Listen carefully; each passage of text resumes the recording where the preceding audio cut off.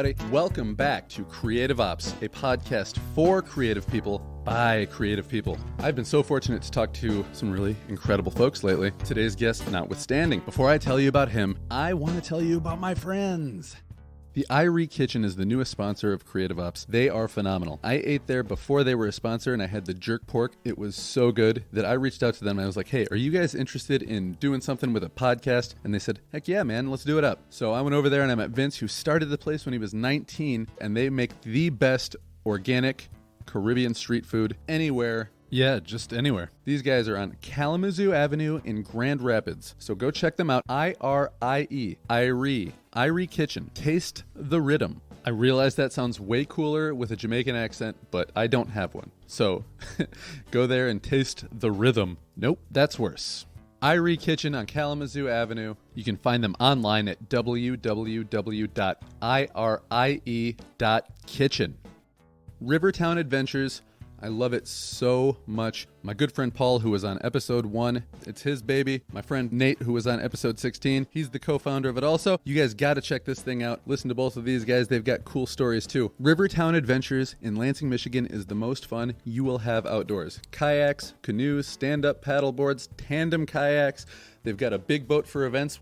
Check these guys out. rivertownadventures.com. It's the place you're going to want to be when it gets warm enough to go out with your friends and you're thinking, well, what can we do fun outside, be socially distanced, but still be together and having a great time? Look no further. rivertownadventures.com. New routes come in this year too. So now you can explore the Red Cedar River, the Grand River, and the Looking Glass River. New routes, new territories, expansion, bigger, better. It's one of the few things that like I said, that you can do outdoors with friends and not feel like, oh man, should we be doing this together?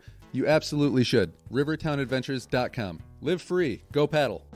Baby Farm Soaps is the best soap, I was going to say on the planet, but that's not good enough. Let's say the entirety of the known universe. Baby Farm Soaps is a small company that makes organic products that are consumer-minded. It's all organic. There's nothing gross in it. You're going to love the way that it feels. Your kids are going to love it too. Every single person in my family saw it. I was like, which one should we get? And they said, well, we all want our own. So all 6 people in my family have their own bar, and these bars last a long time too, so that's the nice thing. Not only that, we all have our own chapstick, multiple flavors. I'm going to get some beard balm in the mail for my beautiful beard. My mustache almost covers my entire mouth at this point, so I need something to kind of keep that soft and in line, and so do you if you've got one. So please go to Baby Farm Soaps on Facebook. All right, Baby Farm Soaps. They got the best stuff around, especially coming out of this winter. Their hand cream has been a lifesaver for me, and especially for my son. His knuckles crack and bleed almost daily until we got that stuff. Baby Farm Soaps. Check them out. Hey Guys Media Group at heyguysmediagroup.com. Sorry. Hey Guys Media Group did not approve that. Hey Guys Media Group is the place to go if you're thinking about starting a podcast. They can consult you and give you a price just on like, hey, yeah, this is what you're going to need to do, because there's a lot of things that I didn't think about when I was putting mine together, and they helped me. I write for heyguysmediagroup.com and some of their affiliated podcasts and sponsors, and it's just a great company. I was on one of the podcasts that is one of their flagship podcasts as a guest, and they said, hey man, you should do this too. We can help you. And we made a professional arrangement that turned into a friendship between me and these guys. They're really, really cool people, and they're not just trying to take your money all day either. They want to make you able to do it on your own, like I, for the most part, am. So check them out, okay? heyguysmediagroup.com. They will help you make your podcast. All right, let's get into this. I spoke with Mike Augustine, but call him Auggie. So I spoke with Auggie today, and he's a guy who works for a company that's in brands and trends. I hope I said that right. And he talks about that a little bit and some of the things that he does, because he brings a really particular skill set, kind of like Liam Neeson, that has been used on a lot of cool things. He was part of the SYGNYL podcast in kind of I'm not sure, like a consulting collaboration capacity. He did his own event that was inspired by Jeff Hull's Jejune Institute in Cincinnati called CXD, which was something that he'll talk about. I don't want to get too much into it and cover what he's going to say better than I could anyway. I always want to do that in my intros. And then, you know what? I'm just going to let him talk because he's an interesting guy. Whether it's gaming, escape rooms, escaping from escape rooms, and winning lots of money for being a champion escape room artist, going to world championships in escape room events, designing escape rooms. He's just a really, really interesting, creative dude. And we bonded over our love for science fiction and time travel too. Really cool guy, really creative guy, immensely intelligent guy, and very personable, approachable guy. So, yeah, please enjoy the interview with my new friend, Mike Auggie Augustine.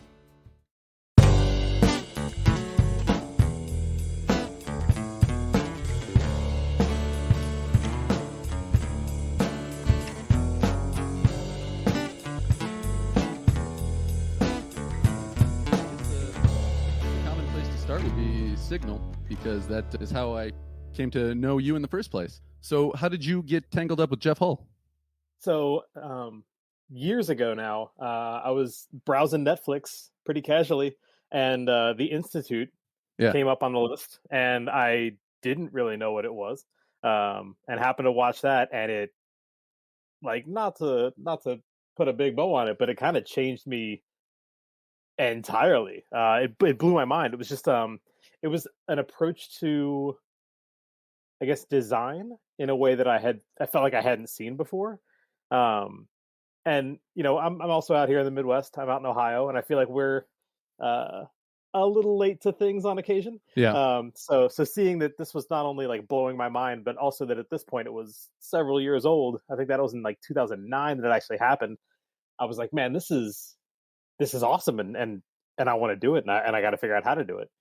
And let me know if this is going too far off the rails, but basically, I was like, I'm doing this. I was like, I need to make one of these. Yeah. I'd had similar responses to several things in the last few years at that point. Like, I worked in trends for a design agency, and I'm still living the agency life now.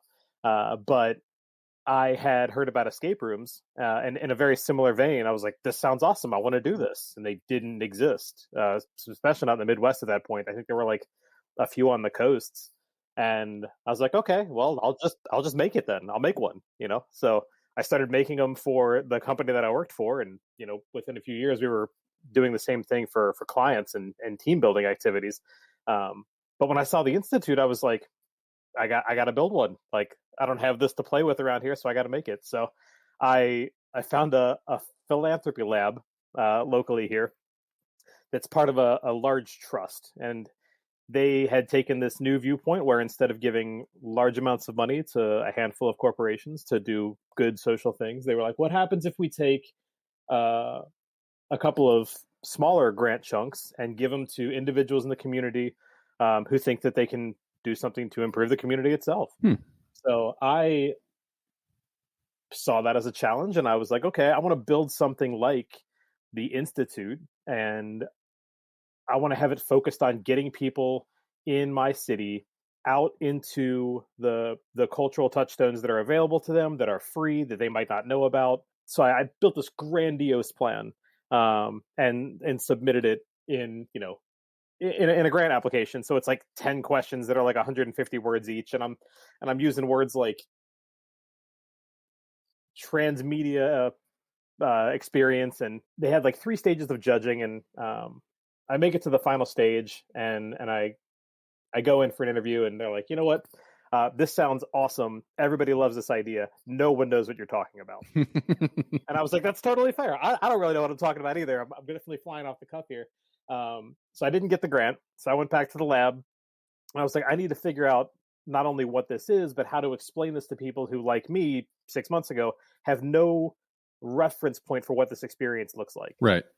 So I went back, I talked to the grant organization. I was like, hey, instead of these like 5 questions with 150 words, which are great for a lot of the other grants, you know, people were like, I want to build a community garden. Everyone knows what that means. Right. I was like, I want to build an alternate reality transmedia experience. And they were like, you know, those 8 words don't do anything. Right. So I went back, and I was like, okay, I need to figure out how to explain this to people who don't know what this is, how to put this into a construct that they're more familiar with.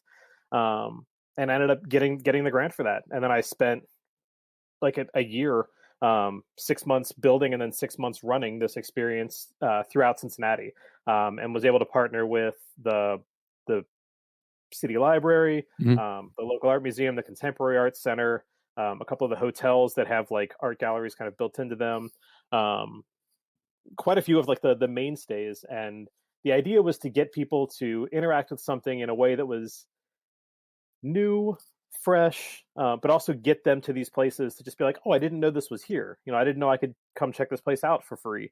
And it was all offered to people of all ages for no cost, and it went really well. And it was very heavily inspired by the institute. And I reached out to Jeff um, on a couple of occasions, and I was just like, hey, man, I hope you don't mind. I'm definitely like taking some of the ideas that you've put into practice, and remodeling them a bit for what fits better in my community.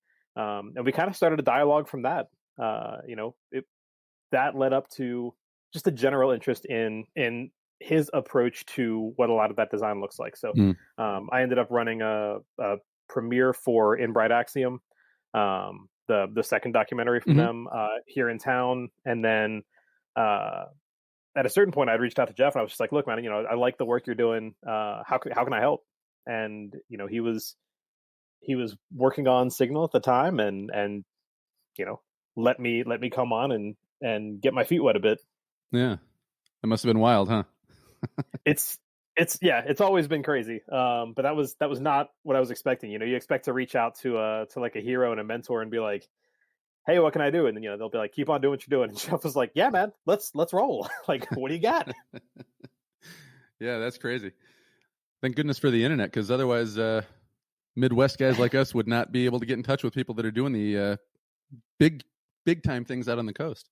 This is very true. I've been very fortunate in that work has allowed me to travel on occasion, and all of my work trips have just been like, how many cool things can I fit in without sleeping in like this 3-day period that I can take back and then like figure out how to rework into some new designs for me. Okay, now I got to ask you, because I've seen your Instagram, and I see over your shoulder what the captain says is law. Is that what that says? Oh yeah, that came with the place. Yeah, because people that still don't know what I'm talking about, you live on a houseboat. I live on a tiny houseboat. That is correct. And does that have like, you can keep it in the water all winter long in Ohio? It's funny, if you ask people that have boats, they would say no, but technically you can. You just need to be okay with living in a very cold place Yeah. for a couple months out of the year. Yeah, if I mean, we can cover this real quick if you're up for it. Yeah, no. When I saw a guy in the Midwest living in a houseboat, I was like, okay, that's awesome, because I always talk about like things that I'm not going to do, like moving to the Pacific Northwest to live in a houseboat. Totally. Uh, yeah. So I'm a super social cat. Like, have always had roommates and loved it. And I grew up here in Cincinnati. Went out to St. Louis area for undergrad, Colorado for grad school. Came back here and really kind of fell in love with the city that I grew up in for the first time. Hmm. Cincinnati had made a lot of big improvements, and I was like, oh, you know what? I got family here. I found a good job, and I was like, I'm gonna stick around. And there was Yeah. one neighborhood in particular that I really wanted to stay in if I stayed here. It was Mount Adams. It's right up next to downtown. It's a gorgeous spot. So I moved in there, but it's also like a pretty pricey place. So Sure. had a roommate for a couple of years. He moved on, picked up another couple of roommates, and the end of last year, my two roommates, who were a couple, shout out to Aaron and Claire, who are now living in a 75 VW bus That's awesome. out west. Yeah, we all kind of gave up the house life.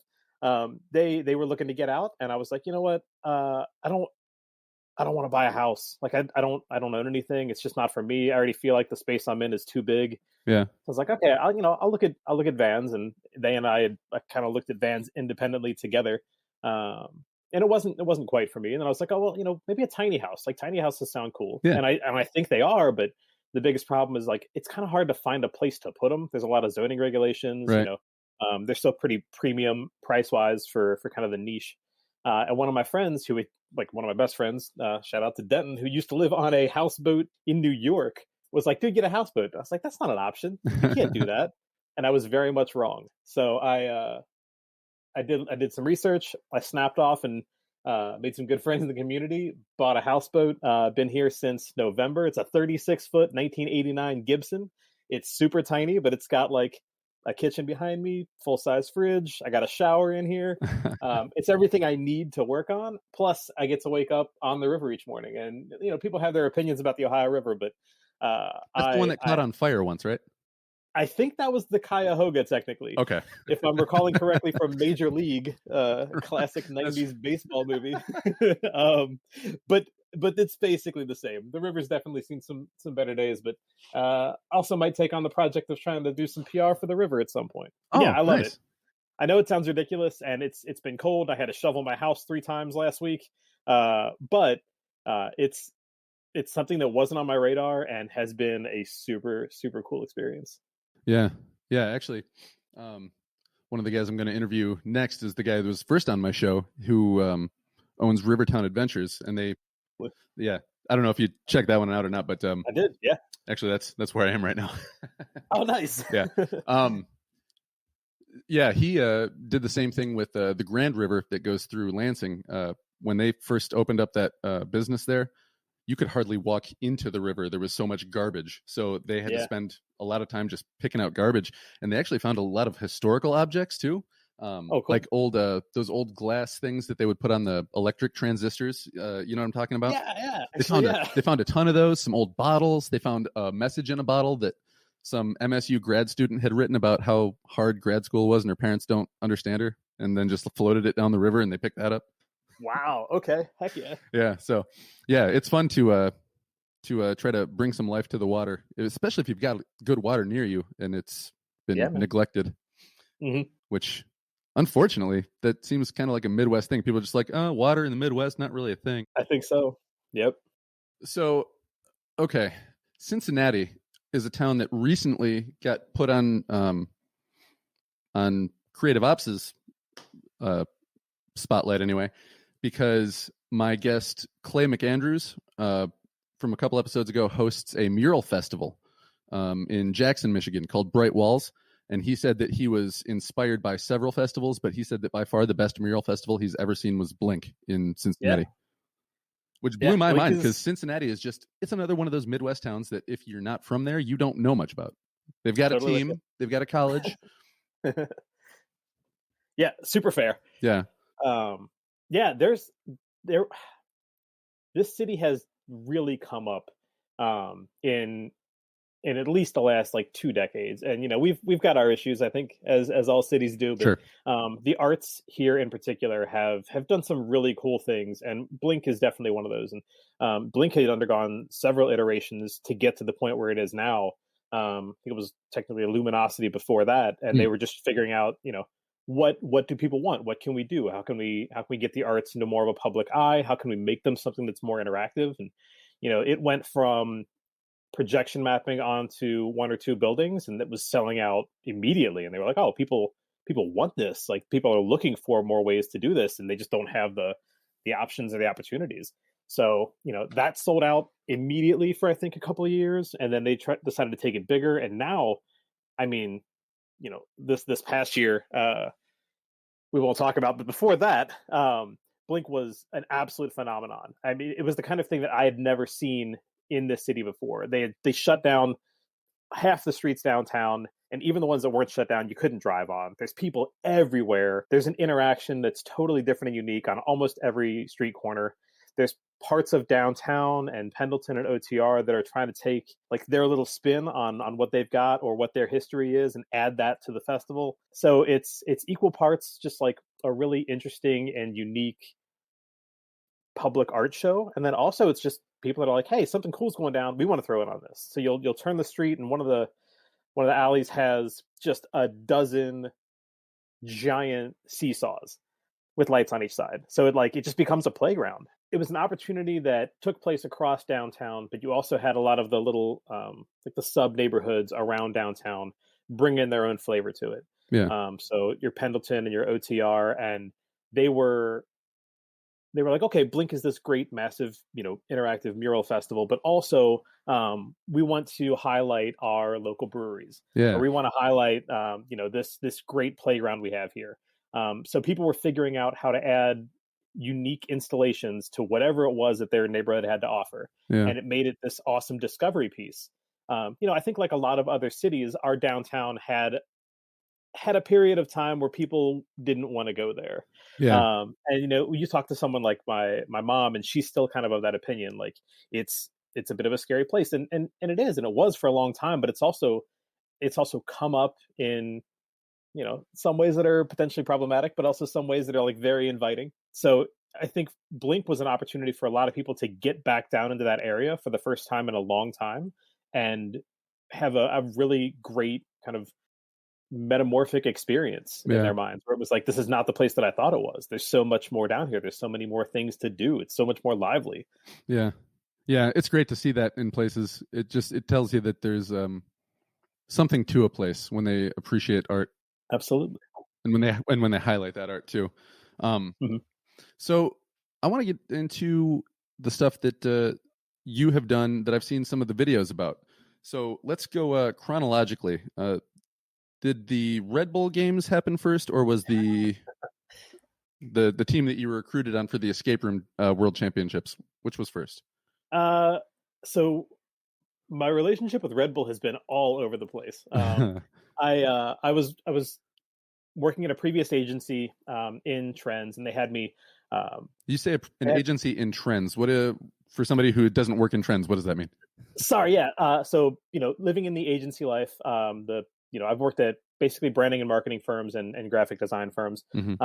And the work that I had done in Trends basically had to do with our large scale clients saying, what is our industry or this subsection of our industry going to look like in 20 years, up to 50 years. So like, how can we plan ahead? So it's basically just a whole lot of research and then synthesis, so like, here's what we've seen from other countries. Here's what we're seeing in similar organizations or adjacencies, and then trying to figure out, okay, if this scenario happens sociopolitically or in this climate, how does that change the outlook? So it's a whole lot of research, guessing and checking, and trying to figure out what's going to be the next, not necessarily even the next big thing, but the next minor thing, the kind of thing that we will take for granted in a couple of years, but being able to help predominantly brands kind of make that transition into that path. Yeah. So how do the skill set for the things that you're passionate about, how do they line up? Like, how does designing escape rooms, getting out of escape rooms, how does that line up with like branding? And which came first too? Were you like, I kind of want to work in this field and I'll figure out a way to adapt my skills to that? Or did you kind of pick those skills up when you started getting into that world? Or what? If there's a through line, it's probably an obsession with human psychology. And I know that sounds weird, but like so both of my undergrad and my grad degrees are in English language and literature. And I think maybe where it started for me was in cheers on the degree, by the way. Oh, thanks, man. I love it. Yeah. I like mine. I think for me, it actually started with gaming. And particularly finding out how to get into like competitive gaming. So I would say, as early as late high school, I got really involved with like collectible card games, things like Magic and things like that. Yeah. And I mean, by the time I was an undergrad, I was on the pro circuit for Versus, which was another collectible card game, for like 6 years. And like, I was helping pay rent playing cards. That's awesome. But a lot of what that was did that completely miff your parents? Like, were they like, you can't play games for a living? Oh, you can? So after high school, I went to University of Cincinnati for about 2 weeks, dropped out. Then I went to community college a little bit while after that, dropped out. And then one of my good friends, Shelly, basically drugged me off to college in St. Louis. And I think at that point, my mom was just like, hey man, like if you're doing anything productive, I'm all for it. Right. But yeah, I think it's been a surprise to a lot of people. And, even still, the background that I have in gaming has definitely changed the way that I approach everything I do, right? So when you're playing a competitive game, whether that's competitive fighting games, competitive board or card games, you're working within a defined set of parameters. You've got these rules and you're like, how can I bend these And then at the same time, you're looking at an opponent and you're like, this is someone else who also has a goal. Like they're trying to win this. They're trying to beat me. How are they approaching this? Like, what is the way that they're looking at this scenario? And that actually has had a lot of transition into the way that I've worked on things like branding. Well, and strategy. That sounds like, when you break it down that way, just that kind of that analytical mind with the grasp on the psychology as well. It almost seems like there's not too many other ways those could pull together besides what you do. Yeah, I mean, I'm a game theorist at heart, and I'm always trying to think about, okay, what is it that's going to get me to make this decision? Yeah. What is it that it's going to get my parents to make that decision? And then kind of backfilling information from there to be like, okay, an experience designed with this in mind to elicit this emotion can help get people to the point where they're going to make decision A versus decision B. Right. So when you're putting together a live, to use Jeff's term, participatory arts type of thing, how I tried to get into this with him too, and I feel like I did a poor job of it. How do you actually sit down and go, okay, I'm going to make scenario A. I want the person to feel this. So do you start with the feeling? Do you start with the actual physical or mental challenge? What's square one for putting stuff like that together? I know, at least for me, it changes regularly, right? So there are times when I'm like, okay, I want people to have experience X, and I don't think that is getting fulfilled in their normal everyday life. I don't think they're getting that experience from Netflix, video games, bar interactions, things like that. And then I'll work backwards to be like, okay, well, how could we get there? And do people even want that?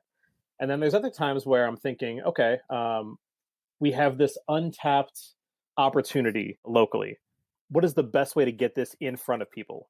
So that, focuses more on what is this particular offering? Like, what do we have maybe in Cincinnati that we don't have somewhere else? And then I'm like, okay, well, now how do I, again, introduce that to people in a way that's approachable, but also intriguing? Yeah.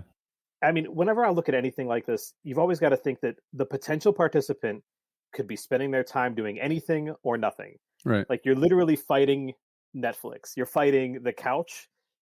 In other times, you're fighting the movie theater. And it's like, okay, if an individual is going to sit there and think, I've got these three options for what I can do. I've got X friends that want to join in. I've got Y dollars that I'm willing to spend. How do you create something that is going to be enthralling enough that it can overcome that barrier of familiarity? Right.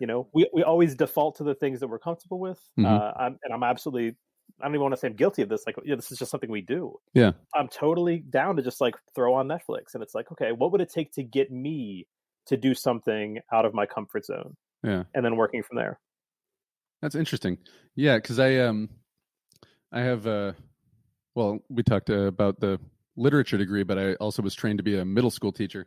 And they say the same thing when you're trying to figure out how to teach somebody, figure out what it is you need them to learn, and then go backwards. Like, what are the steps that get to that place? So that makes sense.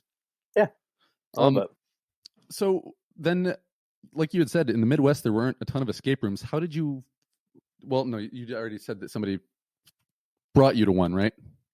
Oh, no. So I had done a bunch of research, and I was like, I would love to do one of these. I looked around. There's nothing for hundreds of miles. So I was like, okay, I'll build one. So I built one in... You hadn't even been to one, and had anybody been like, hey, man, I just saw this really cool thing? Or just like one day you were on YouTube and you're like, oh, escape rooms. Yeah, not at all. I had actually tried to do as much research as possible, but I couldn't find anything. And a lot of it is because a lot of the research I had seen was translated from other languages, and like the vocabularies around something like puzzles inside of a room don't translate very well. Sure. I had known that the kind of inspiration for a lot of the games in Asia were the old kind of point and click search video games. So I was like, okay, well, I know that. I don't know how they've translated this to a real life experience, but I can at least start from this point and see what I can do with it. And to be totally honest, it was pretty awful. Like the very first one I had made, we tested it with groups from the agency I was with. And I think everybody had a really good time, and I got great feedback on it. But I look back at it now, and I'm like, man, I had no idea what I was doing, and I didn't know who my audience was. Right. And that's been something that's I've tried to focus on whenever I'm creating any kind of new experience. Is the audience gamers? Is the audience people that love puzzles? Is the audience people that are just looking for some kind of differentiated experience? But that first escape room I made, I had a knights and knaves puzzle in there. Like this one can only tell the truth and this person can only tell lies. But it was like, I love that, a really complicated like 3-part system, and everybody that went through it was like, we just don't have the background in this, like we haven't done one of these before. I was like, okay. So it took some guessing and checking and some learning, and I was fortunate enough that by the time that escape rooms came around to this area, I was able to hit them up and be like, hey, I've actually been making these, like I can help you test, I can help you design, and that led to some really cool relationships as well. Yeah I've only done one, but how do I put this? I was in an elevated state of mind at the time, yeah, and absolutely. so were the people I was in it with, and we did not get very far. Those are tough scenarios. So yeah, I would like to tackle one with all my wits about me sometime. Actually, I don't know how close you are to Detroit, but about 88 miles from where I sit. All right, so I would highly recommend Decode Detroit. Detroit. Yeah, and they've got a couple of new games, but definitely my favorite in the area. Shout out to Pat and Doyle. That's just an absolutely incredible experience. My favorite one that I've had in Michigan, as far as escape rooms go. Huh? Yeah, I'll definitely check it out. I went to one in Grand Rapids, where near where I live.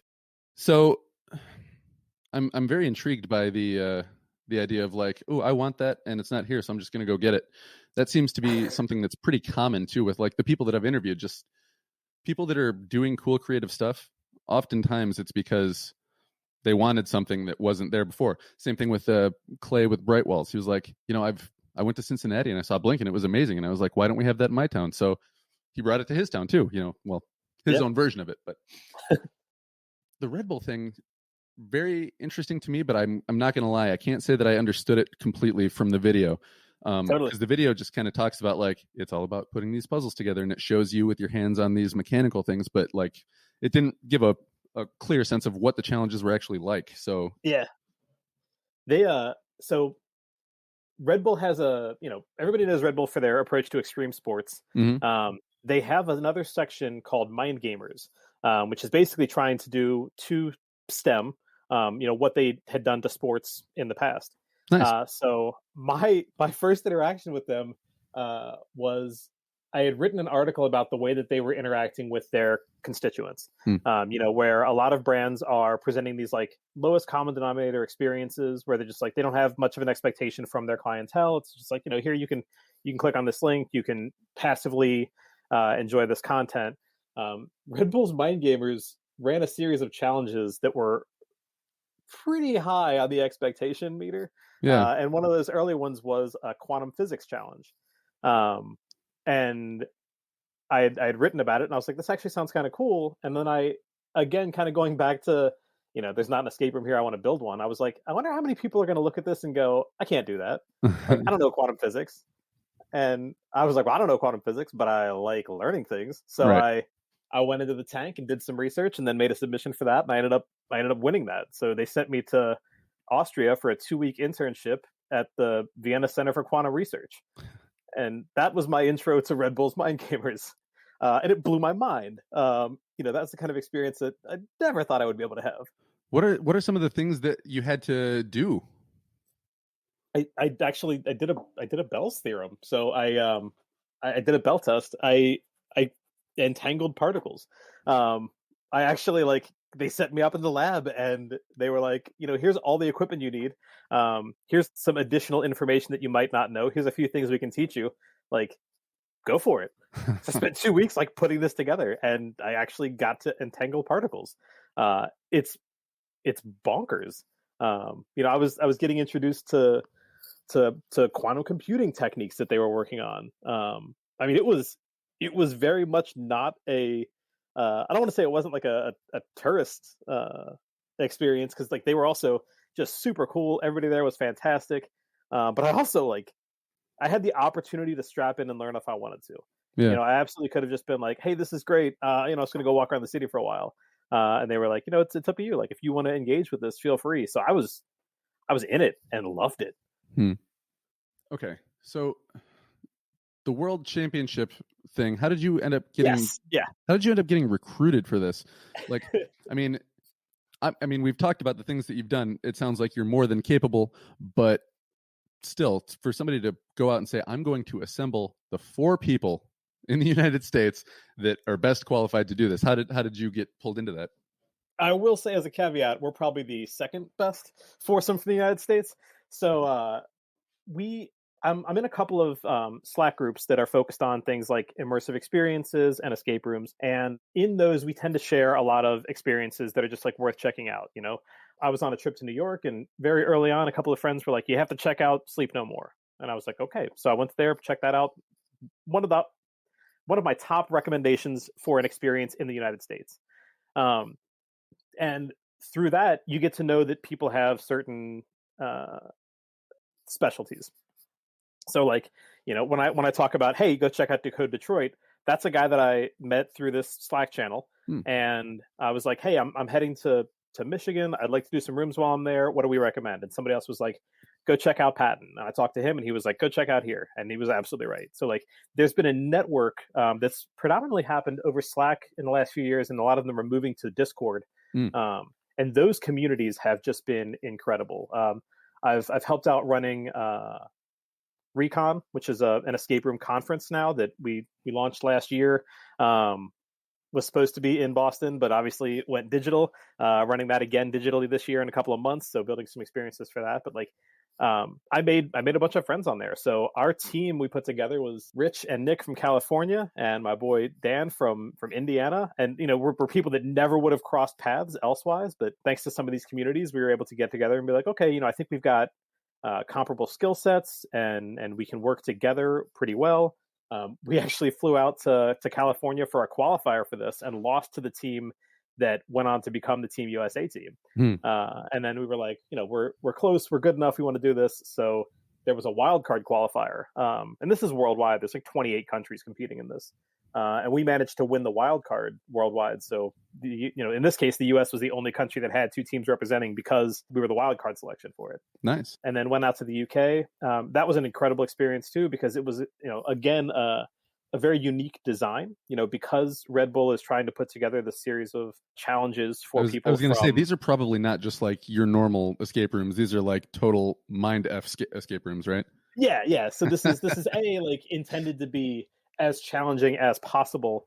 But B also had some really interesting design parameters to work with, right? So they don't want to use language, because if you're including a language by default, you're absolutely giving some people who are native speakers of that language an advantage, even if it's unintentional. So is everything just purely visual?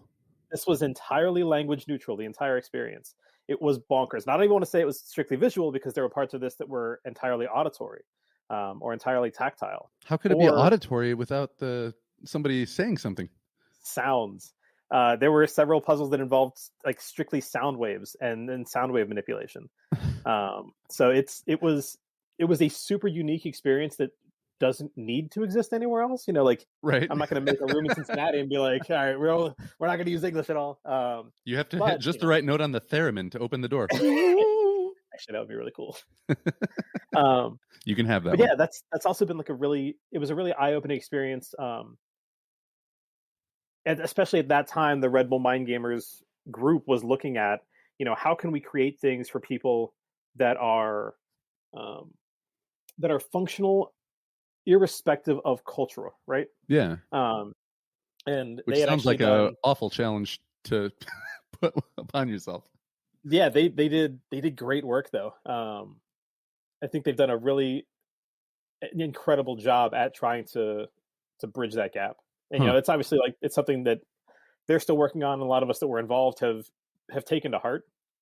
I was going to say, have you tried to do anything like that where you're like, yeah, I'm going to throw people off their normal loop without regular written language or normal words and stuff? I'll say not as much, and a lot of that has to do with the fact that a lot of the work that I'm doing right now is designed to be as approachable as possible. Sure. So especially in the last year, I've worked with a lot of local nonprofits who, they usually have their traditional fundraising gala, and that's how the nonprofit functions for the most part.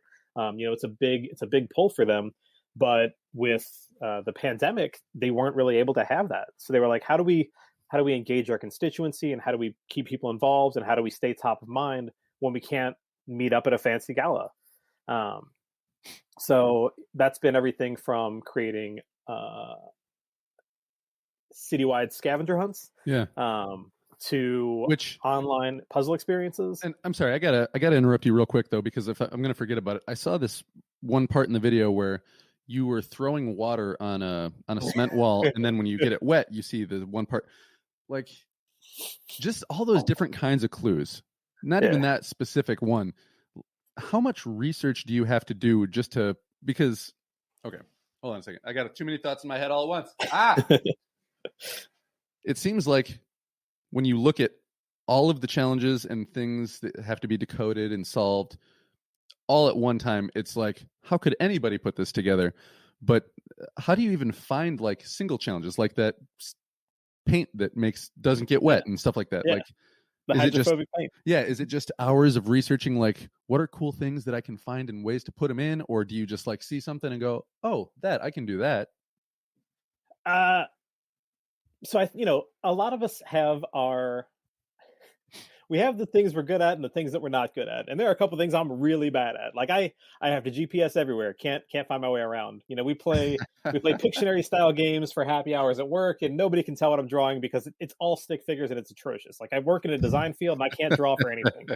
The one thing that I think I'm really good at, and this has just been years of getting lucky and identifying, what it is that I think I can bring to the table, is synthesis. Like I definitely I'm very lucky in that I have this kind of innate ability to look at something and it immediately tracks with, okay, that's similar to this, or that could work in some way with this. So I'm gonna chalk this one up to hitting a lucky bit of genetic lottery, and that it's just something that it happened to stick, and I've been trying to figure out the best way to utilize it. So, I had seen years and years earlier a video of someone using a power washer to stencil graffiti onto the sidewalk.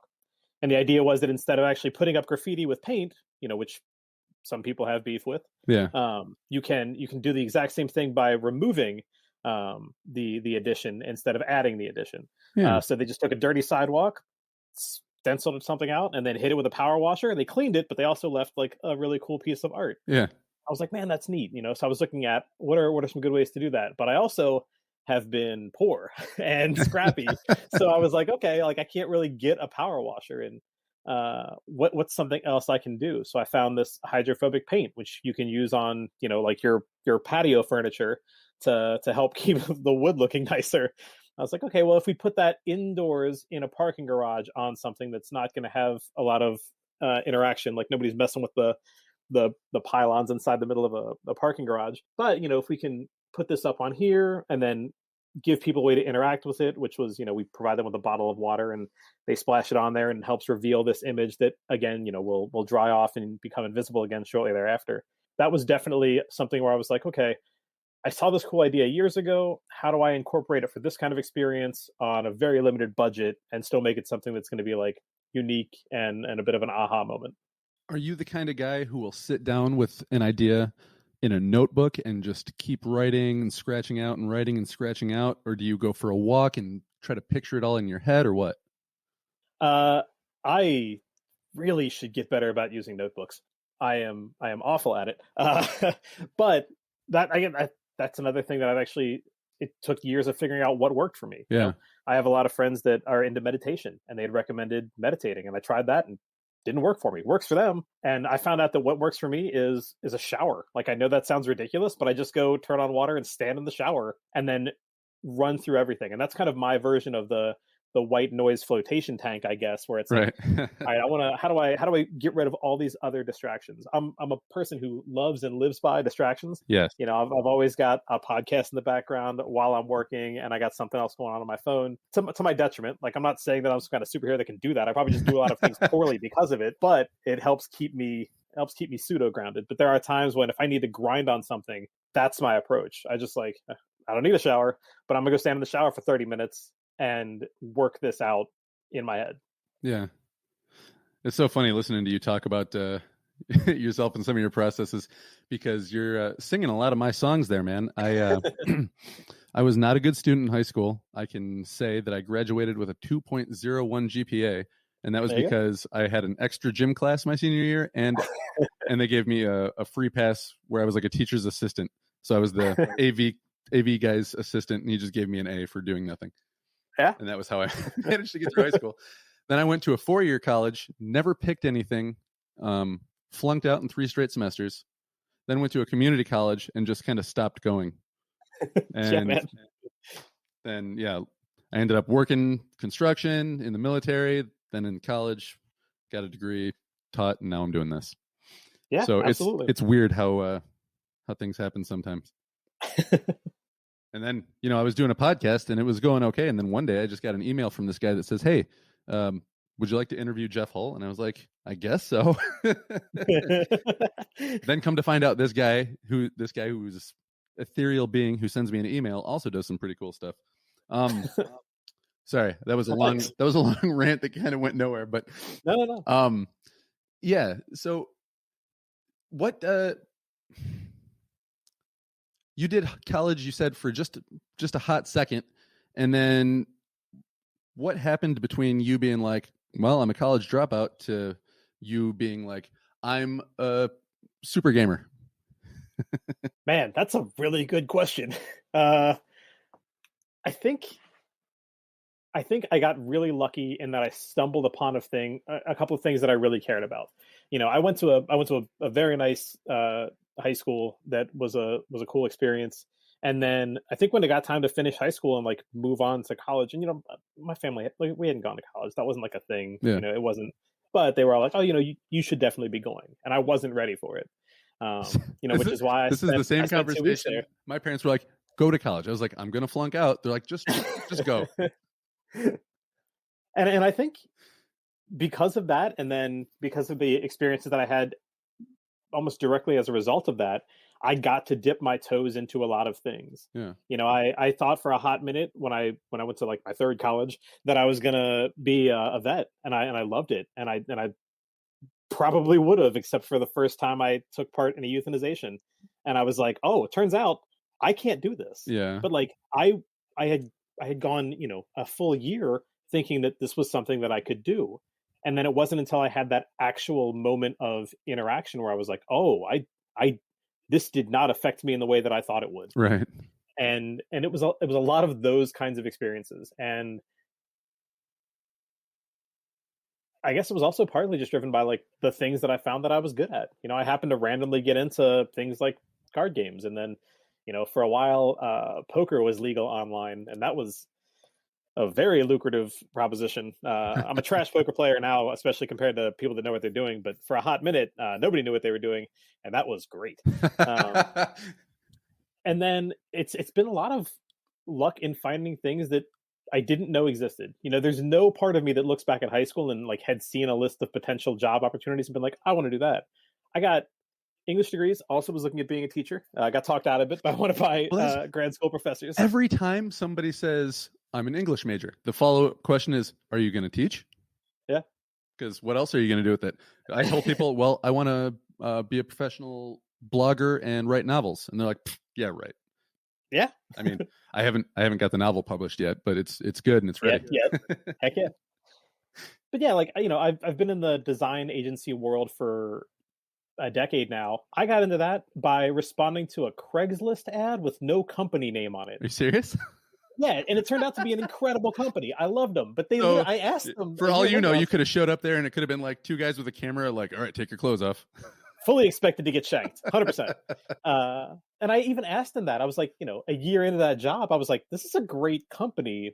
why were you doing that? And they were like, oh, we didn't know. We were just trying it. Like, and one of my other good friends got hired in the exact same way. And it was just like, they were trying something new. Like, maybe we'll just throw out a position on Craigslist. But like, I ended up in the design world from a fluke. Yeah. Like, no, I didn't even know that the job that I do now was a thing that people did.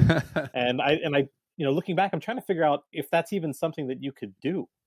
I took one of those quizzes in like late grade school that was like, here, put in what you like and we'll tell you what job you should do. Right. And I got alternative Chinese medicine was the answer that it gave me. And I will never forget that, because I was like in 8th grade. I was like, I don't even know what this means. But I look back at things like that and I'm like, man, the way that we approach I've ever heard somebody get from one of those. I was like, the way that we approach jobs and what we do with our lives and our careers is so strange. And I love my job and I'm thankful for my job now, but there's also a pretty big difference between like the things that I'm super passionate about and the job that I do. I'm passionate about parts of my job that I do. Right. But there's also, again, there's parts where my job cannot give me some of the things that I need. Right. And for those, I'm like, okay, well, now in my free time, I take that and I do it by myself. And it's a really good distinction to have sometimes, I think. I had taken a crack at playing poker for a living during and after grad school. And I was absolutely like making ends meet, and I had spreadsheets and I was figuring out the best ways to optimize and monetize. And at a certain point, I was like, I don't like this anymore. Like, I liked it the way I was doing it when I was doing it casually and for fun. And when I have to make this into a business, it turns out I don't love it as much. Yeah. So I think that's also helped kind of foster what I think is a healthy approach between like, I enjoy my job and there are parts of it that I like to do, but I also enjoy the things that I enjoy doing elsewise because I don't have to do them as a job. Well, that's an interesting point that you make, though.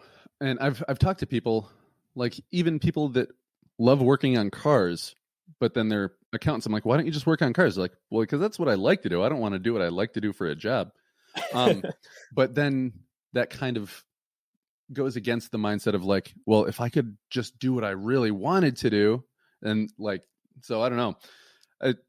I'm kind of caught up in that right now because I have so much time during the day that I'm like, oh, I want to do all these things. And then sometimes I don't get to them for whatever reason. But maybe if I had more time grounded in to having to do other things that weren't necessarily my passion, but they lined up with my skills, that might help me more. I don't know. And I think everybody's mileage is going to vary on this. And I know personally, like I've got student loan debt. Oh, that's like fun. That's the nice thing about the military. But I think about the side projects that I'm able to take on.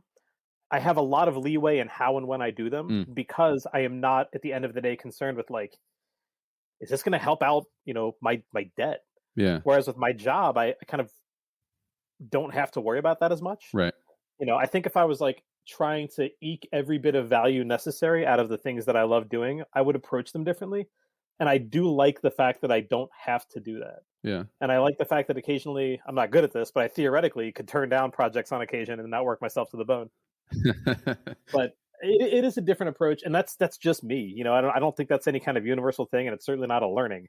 But I think I figured out that for me, there's a decent division here that at least so far has worked. So what else are you getting into now? Well, you know what? Hold on. Before we talk about what else you're getting into now, I am curious if you're allowed to say, I don't know if you're on a NDA or anything with nonchalance, but can you talk about like what you had to offer to the project? I mean, I can speak a little bit to this. I would say that for the most part, Jeff had that thing up and running. That guy approaches experiences in a way that I think is absolutely laudable. Like, it's what got me so interested the first time I saw the Institute, where I watched this and I was like, people didn't come away from it talking about this really cool individual experience they had. They didn't walk away from it saying like, I got to play putt-putt on Saturday. They walked away from it with this sense of like, I don't really know what I just took part in, but I liked it and I'm intrigued by it. And, I think that there are there are times and places for a lot of those things. And I know Jeff had talked a bit about QAnon, and this has been a big question in the gaming communities kind of in general. It definitely threw a wrench in a lot of people's understandings of like, what is an appropriate amount of suspension of disbelief for a participant. Right. Like the citywide project that I did here in Cincinnati was that you were being recruited by an agency of time travelers, and you needed to help fix a time rift. And like in my head at that time, all right, I'm coming down to Cincinnati one of these days and hanging out because the novel that I'm trying to get published right now is a time travel novel. Oh, dude, speak to me on time travel. This is my jam. It's my favorite movie genre by far. Would love to throw some recommendations out there. Sorry, I didn't mean to interrupt you, but no. So you were recruiting people to be agents for this time traveling organization. Yeah, and this was actually like one of the big cruxes that helped me figure out what my approach looked like to these things. Where the first time I had drawn up the narrative around what this experience would be like, I was like, okay, like who's the antagonist? A lot of times in things like the alternate reality games that were popularized in like the 90s and the early aughts, you need to have this shadowy board, right? This like shadowy figure who's the theoretical antagonist. And when I was creating CXD, which is the project I did in Cincinnati, I was like, I don't want that. I don't want to even present people with the possibility that there is something out there to get them. Yeah. I was like, how do I rewrite a narrative in a way where the bad guy isn't a bad guy? Where it's not the potential threat of anything that people could be afraid of or people could misconstrue. And I had written a handful of versions of this narrative, and what I kind of landed on was that like the bad guy was time itself, right? So like in this case, there was a time rift, and we needed to work together to do a series of actions to neutralize that time rift. And I felt really comfortable with how that went, because I was like, okay, how do I present people with something that seems like a challenge that they'd like to be a part of and something they want to overcome, but doesn't make them feel like, there's any possibility or potential for danger to come to them. And sorry, I feel like this also got a bit off topic. No. I'm sorry that you were my mind was exploding while you were talking about all that stuff, because I was synthesizing it myself and drawing some parallels to the book that I wrote, because in the book that I wrote, there's not specifically a bad guy. Yeah. It's a near future from now. People are going back in time to 1996, but when they go back to 1996, they switch into their 1996 body. Heck and yeah. The person from 1996 goes to the future where all hell is broken loose and they're going to die. So these people are just trying to, it centers on the kids. Well, one kid in specific is the narrator from 1996, and they're going back and forth and back and forth. And they're not trying to defeat somebody. They're just trying to be here when the rift shuts. It's not, I don't call it a rift. I call it the window. When the window shuts, they need to be in the right place, and that's where they'll be when it shuts. So they're just more or less trying to hopscotch to the right place and be at the right place at the right time, with people trying to get in their way along the way. But and I think that the parallel I would draw from that is that like you can have something that is an experience that is just this overall experience, or you can have something that's centered around like a singular interaction. You defeat the one bad guy and you call it a day and everything ends well. Right. What I had loved about some of the stuff that I'd seen from Jeff's, particularly his earlier work, was this. It seemed like it was actually trying to give people a unique experience in a way that even things like movies hadn't been able to do. I saw the Institute, and I was like, how have I never heard about this? And then also, if I'm a participant, you can't even really spoil this experience. Like, it's not like you're watching a movie and you're like, oh, it turns out this is the twist. It's like this whole world is new. Yeah. And I feel like we don't have a lot of that anymore. Like, this isn't like a harkening back to the good old days or anything, but well, no, that was more or less along the same lines of the conversation that Jeff and I had too. He said that one of his biggest beefs with society nowadays is that there's just not creativity. And when somebody comes along with something truly creative, everyone kind of like is mistrustful of it. Yeah, yeah. I'm still fascinated by the whole monolith thing that happened a couple of months back.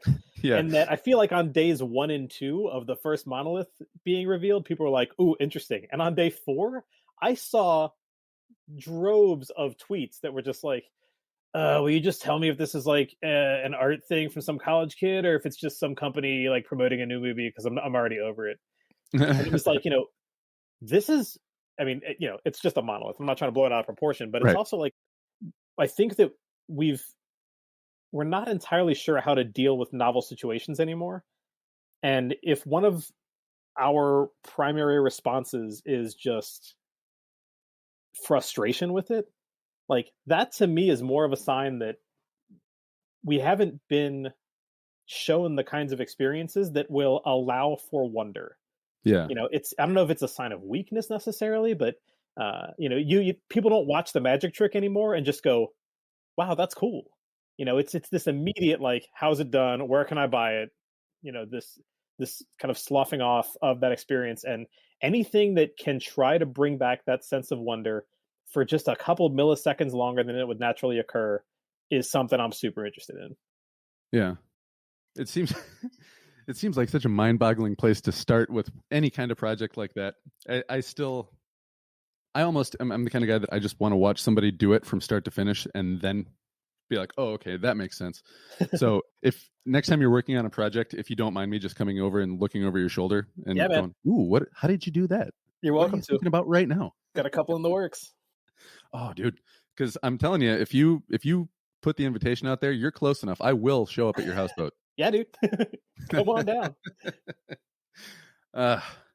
I saw on your website.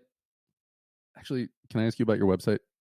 Yeah, sure, of course. Okay, and this might be a spoiler. I can edit it out. But where are all the clickable links on that homepage? Because you said there was. I thought I saw that there were 10, and I didn't find the 10th one. Yeah, I will tell you right now. It is directly in the middle. It's the apostrophe in your. So, yeah, the thing here is that on my woefully outdated website, there is like a bit of a puzzly experience kind of built into it that starts on the About page. That website needs some serious updates, but it looks a lot better than mine, and mine's been updated. Honestly, the reason I made that was because I had built an experience for Animal Crossing. So I built a game inside the game Animal Crossing on the Switch, and I was just trying to give people a place to find out how to play it. You built a game within a Switch game? Yeah. You would. So if you have Animal Crossing, feel free to go check out the game. It's automated. It's still up. You can play it whenever you'd like. I'm going to tell my son about that. He is dying to get a Switch. Oh, he's all about Roblox right now. Heck yeah. The other thing I did want to ask you about before I forget is that I saw on your website that you once built a game within a hotel without letting the hotel know. I forgot that was on there. Yeah. This was actually at the Escape Room World Championships. They had us up in the Ace Hotel in London, and there's like 24 countries representatives for gamers. Yeah. So we were all looking for something to do, and they also had, I guess this is okay to say, they had basically an open bar of Red Bull plus cocktails, and I had partaken in more than my doctor would have been pleased with, and right. and at some point I was like, I think I was either bragging or like someone else and I were having a little pissing contest about the things that we love to make, and I was like, dude, I'll make an escape room right now. Like I'll do it. And one of the guys on my team, Rich, turns around and goes, "I'll pay $100." He was like, "I'll pay your budget. Do it." And I was like, "Dope, like in." And then the night continued, and I woke up at like an ungodly hour in the morning to an alarm clock that I had set the night before that said you have to build an escape room, and I was like, "Oh man, I'd forgotten about this." So waking up hungover in a strange place. So I was like, okay, we'll just do this traditionally. So I was like, all right, I'm gonna go find some lock boxes and some locks, and we'll just like make something functional. And I spent 2 hours walking around London, and there there was nothing. Like the locksmith places were all closed. I don't remember what day it was, but I'd spent about 2 hours trying to figure that out. I was like, okay, this is not going to work. I'm not going to be able to get the materials that I want for this. So I was like, I'll just build a city game. So I was like, okay. So I walked around the city for about 2 hours, taking notes on what I could build in a city style, almost like a scavenger hunt kind of approach. And I was like, well, man, by the time everybody gets done with the things they need to do today, it's going to be too dark to do this. I was like, okay, I guess I have to work in the hotel. So I went back to the hotel and built a game inside the hotel. And I was like, what do I have with me? I had 3 decks of cards and I had 3 Sharpies. So built the entire thing out of, I made an Instagram account. I hid a couple of things around the hotel. I bought some trinkets. And I made the game itself out of decks of cards with 3 different code sets written on them in 3 different colors of Sharpie. And the whole game itself was contained inside of a regular old deck of cards, including like the box. And then we let the countries run wild against each other. So when one of the countries' time slots was up, I would just drop the deck of cards outside their hotel door and walk away. And that led to some crazy shenanigans, though. We had one of the teams. I'm trying to remember exactly how this went down. I think this was Team Squared out of London. Big shout outs to them. They, I think, got one of the hotel staff caught for drinking on the job. They were like trying to figure out what one of the clues meant. And I think had interacted with the hotel like cart that was people putting new sheets in the rooms, and I think they interacted with one of the bottles on there, and then security came by, but then they found out there was alcohol in the bottle, and it was this whole other thing. But yeah, the Ace Hotel minigame, I think I still have that account up on Instagram. If anybody's at the Ace Hotel in London, I can send you a deck of cards. Actually, they've probably changed everything around since then. I'll probably be in Cincinnati before I'll be in London. Yeah, that's totally fair. Well, I've had you on for almost an hour, so what else you got going on right now that you can and or want to talk about? What's happening right now? So over the next few months, I've got a couple of again, like nonprofit things working on. I'm working with the Cincinnati Ballet right now, which I'm super excited about. Right. You had said that you're working with the ballet, and I'm wondering what a guy like you brings to the ballet. That's a good question. One of the I think the creative directors from the ballet had actually taken part in one of the experiences that I had made for Caracol, another nonprofit, and they really liked it. And, they were also looking for a similar approach to having an event that wasn't an in-person event. So the Cincinnati Ballet is opening up an incredible new facility here in the city, and they're trying to figure out a way to like get people excited about this, get people out to the area without having something that's going to be a whole bunch of people, like in a confined space. Right. So I'm working with them on an experience that will kind of highlight some of the aspects of the new neighborhood they're moving into. Yeah. And kind of give people a sense of what they can do when they visit the ballet. And, they also hold classes there. So it's like, hey, parents, when you're dropping off your kids at these classes, here are the things that you can do that aren't sitting in your car outside, while you're waiting. Sure. So a lot of this is just a big passion point of mine, is like, I love the city. I love these neighborhoods. And I think a lot of people would too, if they knew more about them. So I've tried to spend a lot of time just like driving around, finding the cool things, finding the neat spots, and then using experiences like this to bring them to people in a way that's different than just saying like, hey, you should go check out place X. Because like at the end of the day, everybody tells everybody else, hey, you should go check out place X, a couple times a week. And we get around to it when we can, but you get those kinds of recommendations so often it's hard to keep track of all of them. So sure. I think something like this is an experience where, you can throw a dozen of those in at once and then give some more context around it other than just like, I had a good dinner here. Yeah. Man, I really should get you in touch with the guy that puts on that Bright Walls Festival. Absolutely. Because I found out about it after they had already done the first 2 years of it. And then the plan was to have the third year be this big finale, but then the pandemic happened, so they had like a miniature version where just like 2 artists came in and made some murals. But when they come back again, I know he's gonna try to do a big big finale with events surrounding the different murals, not just look at the murals or watch the murals get painted. Sure. So yeah, and being that you already know everything about Blink and he loves that festival, I think you guys would probably get on pretty well with that. Yeah, would love to. Yeah. I will say the other thing that I'm hoping to work on, depending on how the latter part of this year goes, had collaborated with a couple of friends for one of my friends' capstone projects at UC, and it was like a mini kind of secret society. But the idea was that it was an experience that would get people to walk away with a skill. Part of this for me came out of like I enjoy things That's an like interesting premise. Yeah, so like I'm big on just tactile experiences. So like I enjoy lock picking, and I picked up a mini safe to crack over Christmas and things like that, and had thought for a while like, can you incorporate that into an escape room? Could I give someone the tools and teach them how to pick a lock inside an escape room? And the answer is like probably not. Like there's some logistical issues there and timing and frustration, and not everybody's into like minute physical tasks. But I walked away thinking like, what is a way to get people to walk away from one of these experiences with a skill that they might not have had before? So what we had put together was a mini secret society of sorts built around memory, and using the method of loci, the memory palace, I guess, by having people utilize visual facades from some of the local bars downtown to memorize the story of this secret society through the memory palace method.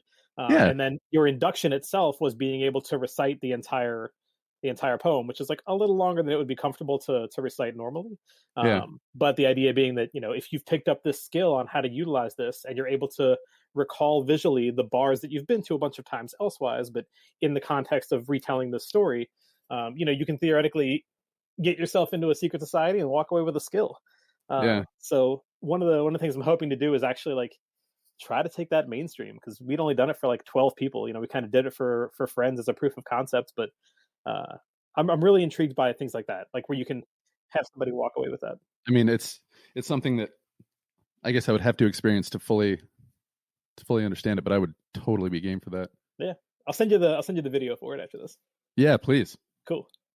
And then if you're ever designing stuff like that in the future and you need somebody to just run through something and give you feedback, let me know. Yeah, appreciate it. Yeah, man. Well, geez, now we're close to an hour and 10 minutes. Cool. So, am I keeping you right now from anything? I'm good. I got work to catch up on, but I got time. All right. Well, we'll start wrapping it up here. I usually say that about 10 to 15 minutes before I actually wrap. No worries. All right. Well, then I guess this is as good a point as any time to do that part of the show where I say, if you've got anything that you want to verbally promote right now, go ahead and do it. Yeah, I mean, I'm going to throw shout outs to SYGNYL. Absolutely. I think that is an incredible experience. So definitely recommended. Aside from that, if you've got Animal Crossing, check out the game.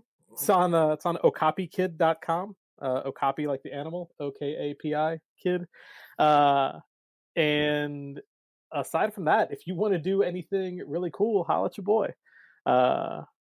Always down for making some ridiculous things. All right, yeah, and I'll put your social media links up. You're on Facebook, Instagram, cool. Twitter. Yeah, they're all the same. They're all Okapi Kid. Cool, and I'll have that in the notes. People can figure out how to find you and then figure out what kind of stuff you've been getting into, and hopefully, if they have cool things that they want to connect with you on, they will do so. Yeah. And maybe when it comes time to actually push this book out into the world, we can talk about some interesting ways to get people to look at it. Now we're talking. Absolutely. Yeah, because you're my guy right there, man. Talking about all that time travel stuff. Oh, big fan. Yeah. Also, you know what? Actually, I'll take a second to do that. Shout outs to a couple of movies. Primer, my number one movie of all time. I still got to see that one. You're gonna love it. People keep saying if you like time travel, you got to see it. Because the whole thing is it's really low budget, right? $8,000. Yeah. Yeah, I think. And it still blows your mind, from what I hear. Yeah, it's incredible. So I would say Primer, Triangle, and Predestination. Predestination? I think it's Predestination. It's got Ethan Hawke. Oh, really? Yeah. are some of the top ones that, like, I mean, Tenet's great, I think, personally, but like I think those three are usually not on people's radars and should be. Well, I'm going to check out Predestination because that's the only one that, unless I see like the cover for it and then I go, oh yeah. But right now, off the top of my head, it's not. I saw it randomly on like Amazon's recommendations. Had never heard of it. Okay, so I would just want to make sure that I wasn't like living under a rock and everybody knows this movie but me. No, not at all. I usually at least get these things recommended. Like Primer was a recommendation from friends who said the same thing. Like, hey, you love time travel, you'll love this. That was just a random find that was very, very good. Yeah, that one's on my to watch list that just hasn't gotten on there. And also, I still got to watch the rest of. I was going to call it the Dispatches from Elsewhere. I just love Dispatches. I'm only a couple episodes into it, but man, it's a very, very cool reworking of the original idea.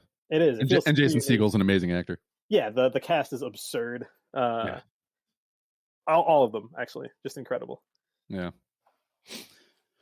All right. Well, enough about other people's stuff. Everybody make sure that you go out and you check out Mike, Auggie, Augustine at okapikid.com. I always feel like I say that word wrong because it's such a funny word to look at. Sorry. Yeah. No, the story behind that is I have a zebra tattoo from my right knee to my ankle. And years ago, I went out to the zoo with my mom, and there's an animal called the okapi that just has zebra stripes on its leg. And she was like, "That looks like you," and it stuck. But that's been quite a while. So yeah, nobody knows how to pronounce it. Everybody thinks it's OK Cupid, but at this point, I'm sticking with it. Yeah, no, it works. All right, so everybody go to okapikid.com. Look for him on social media. Really, really, really interesting, exciting stuff. If you can figure out how to get through his homepage, it's not that bad. Well, hey man, thank you for coming on. No, my pleasure. Hold on for just a second after I click the record button. All right. Cool. All right. So thank you everybody, and check in next time. Thanks. Bye. Check out Auggie Okapikid, OKAPIKID, on all social media, and also okapikid.com to find his website, OKAPIKID. And check out the SYGNYL podcast that he helped out on too, and the last episode with Jeff. If you haven't checked that out too, check them all out. Later, guys.